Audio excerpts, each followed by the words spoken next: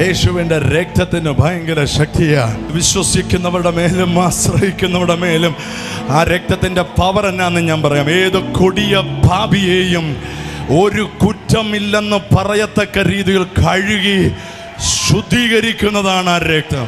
നീ യേശുവിനെ ആരാധിക്കുന്ന ആളാണെങ്കിൽ, നീ കർത്താവിൻ്റെ കുഞ്ഞാണെന്ന് എങ്ങനെ അറിയാം? വെള്ളയിടുമ്പോഴല്ല, നീ ചുമന്നുകൊണ്ട് നടന്ന പാപ സ്വഭാവങ്ങളെ എടുത്തെറിഞ്ഞിട്ട് അതിനോട് ബൈ ബൈ പറഞ്ഞ് കർത്താവിന് വേണ്ടി നിൽക്കുന്നത് കാണുമ്പോൾ നീയല്ല, നാട്ടുകാർ പറയും ഇവനൊരു ദൈവ പൈതലാണ്.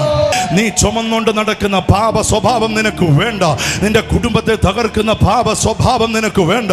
നിന്റെ കുഞ്ഞുങ്ങളെ നശിപ്പിക്കുന്ന പാപ സ്വഭാവം നിനക്ക് വേണ്ട.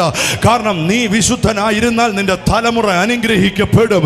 നീ പാപത്തിൽ വീണാൽ നിന്റെ വീട്ടിനകത്ത് സമൃദ്ധിയോ സന്തോഷമോ വെളിപ്പെടത്തില്ല.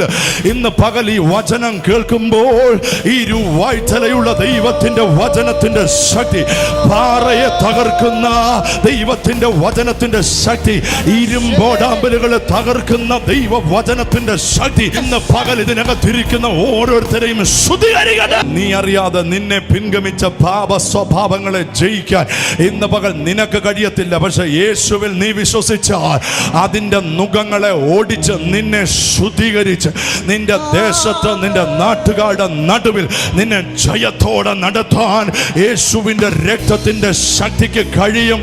രണ്ട് കരവും ഉയർത്തി പറഞ്ഞാട്ടെ. I believe in the power of the blood of Jesus. യേശുവിന്റെ രക്തത്തിൽ അതിന്റെ ശക്തിയിൽ ഞാൻ വിശ്വസിക്കുന്നു. Come on, കരം ഉയർത്തി പറഞ്ഞാട്ടെ.